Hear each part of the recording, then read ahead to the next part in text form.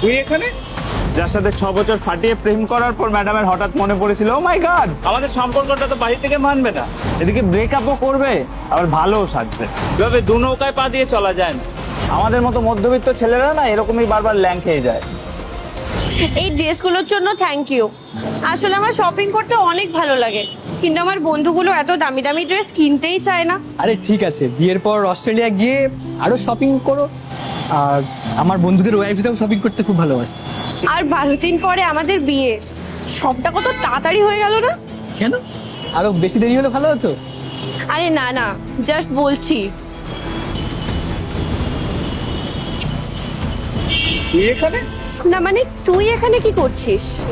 আমি তো আমার একটা অফিসের কাজে এসেছিলাম, বাট এটা কে তোর সাথে?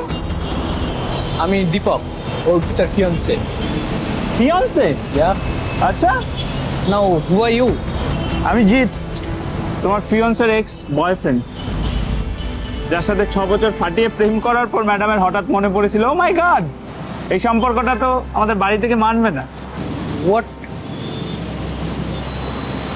তুমি চলো এখান থেকে। ওয়েট ওয়েট ওয়েট, তুমি তো পাকা দেখার দিন বলেছিলে যে তোমার কোনো সিরিয়াস প্রেমই ছিল না। নাও হোয়াটস দিস? না মানে আসলে কি বলো? ও কি বলবে ব্রাদার, আমি বলছি, আমরা কলেজ থেকে একে অপরকে ভালোবাসি। অবশ্য এখন যা বুঝতে পারছি, ভালো শুধু আমি একাই বাসতাম, ও না। ভাই আমি মিডল ক্লাস ফ্যামিলির ছেলে, কলেজ পাস করে কাজে ঢুকে গেছিলাম, ভেবেছিলাম যে ও যতদিনে মাস্টার্স কমপ্লিট করবে ততদিনে যদি নিজেকে একটু সেটেল করতে পারি, যাতে ওর বিয়ের কথা উঠলে ওর বাবার সামনে গিয়ে দাঁড়াতে পারে। বিশ্বাস করবে না ব্রাদার, এই ক বছর আমি দিন রাত এক করে কাজ করেছি, যা কাজ পেয়েছি তাই করেছি শুধু ওর জন্য। ভাই যাবে, তুমি কি করো? সিটিএস, অস্ট্রেলিয়ায় পোস্টিং। বাহ, ভালোই তো জোগাড় করেছিস। আমি পাতি সেলসের ছেলে, সংসার চালিয়ে ম্যাডামকে এত হাত ভর্তি শপিং করাতে পারতাম না তো, তাই ম্যাডামের আফসোস হতো।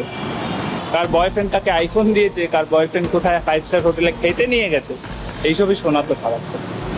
আমি সবই বুঝতাম, শেষে কোনো উপায় না পেয়ে বলে কি বাড়ি থেকে নাকি মানছে না।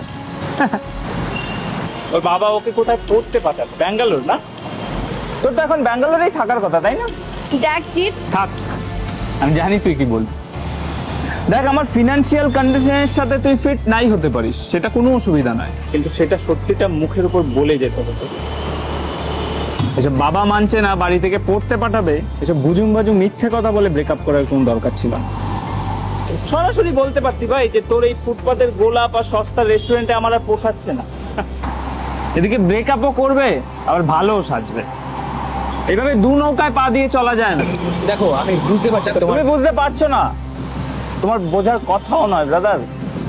আমাদের মতো মধ্যবিত্ত ছেলেরা না এরকমই বারবার ল্যাং খেয়ে যায়। এই তো হয়ে আসছে, প্রথমে আমাদের মতো বেল্লা মার্কা ছেলেগুলোর সাথে 5-6 বছর ফাটিয়ে প্রেম করবে, তারপর বিয়ে করার সময় বাড়ি থেকে মানছে না বলে ব্রেকআপ করে তোমার মতো বিদেশ থেকে আমদানি হওয়া কোনো ছেলের সাথে পালিয়ে যায়। ভাগ্যিস আজ আমি অফিসের কাজে এইদিকে এসেছিলাম, নইলে তো জানতেই পারতাম না। নইলে জানো, আমি বাড়ি গিয়ে আজকে ওর কথা ভেবে চোখের জল ফেলতাম।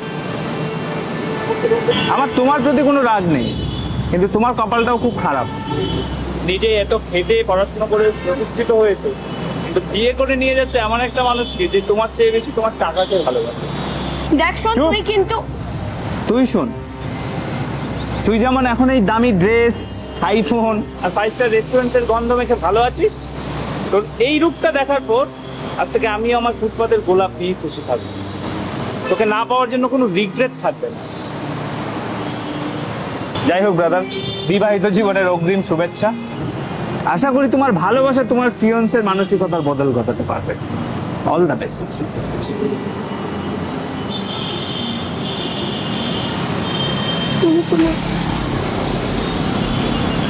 আচ্ছা, বলে গেল সব সত্যি?